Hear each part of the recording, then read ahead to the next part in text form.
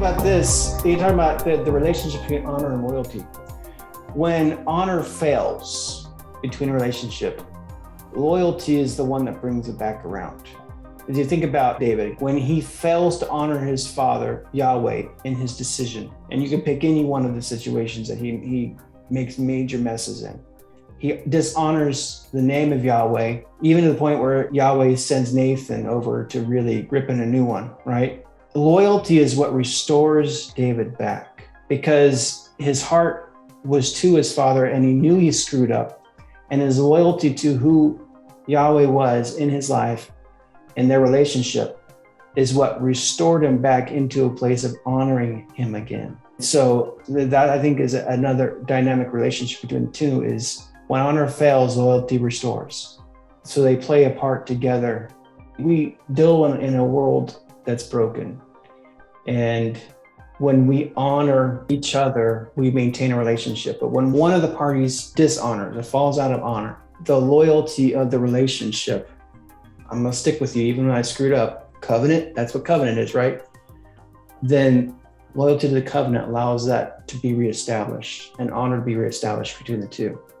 And it's interesting because think about that, loyalty on both parts. Because when the other fails me, my honor, my loyalty to them allows me to move in my honor to bless them and to bring them back in and say, you failed, you dishonored the relationship, but my loyalty to you is going to allow you to come back, reestablish the honoring of the relationship. And Yahweh does it all the time. That's what loving kindness is. He calls us through his loving kindness to repentance. It's an honoring of the relationship in his side of the covenant. And in his honoring of his side of the covenant, calls us back into that place of honor again, of honoring the relationship.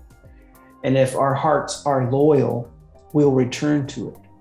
But if our hearts are not loyal to the relationship, then it doesn't matter how much honoring he does to us, we'll fight to go back to that relationship because we weren't loyal to it.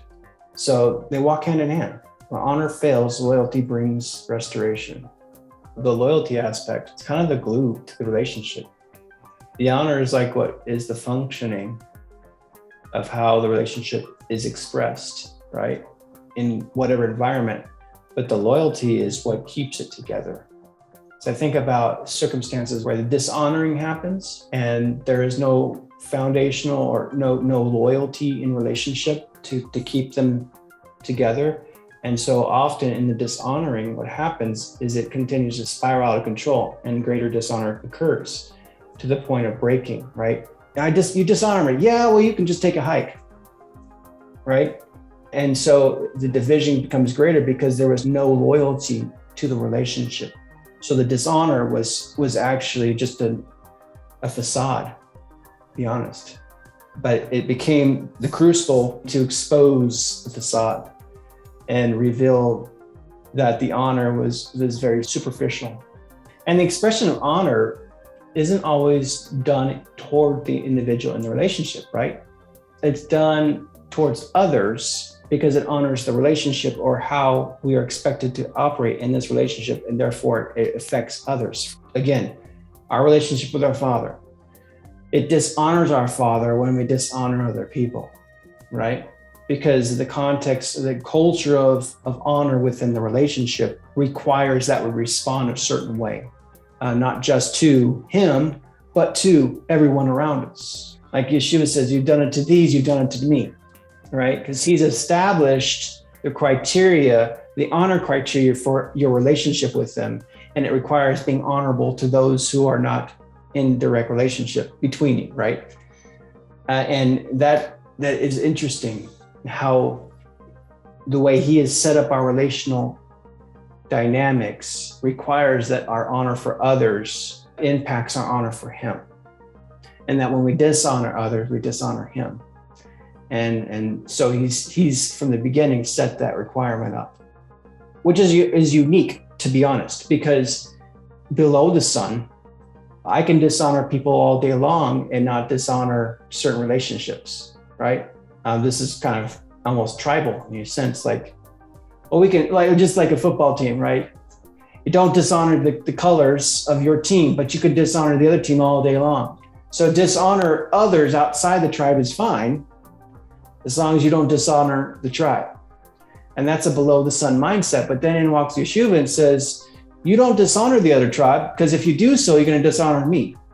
And this is a complete flip upside down of thinking, contrary, because everybody was nationalized, culturalized, tribe, everybody, your tribe, my tribe, and we don't play together nicely.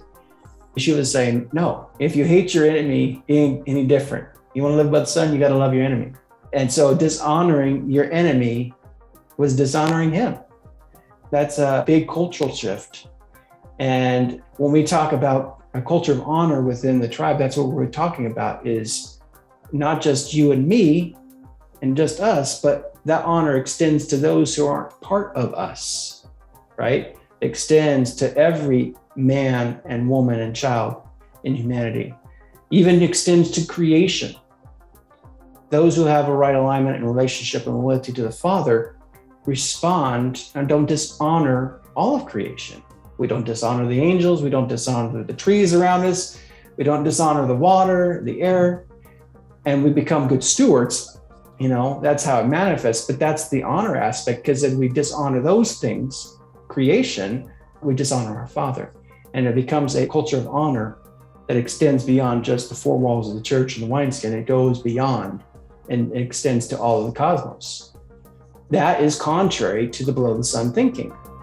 And this is the mind-blowing aspect, what Yeshua invited us into when he started demonstrating the Father's kingdom.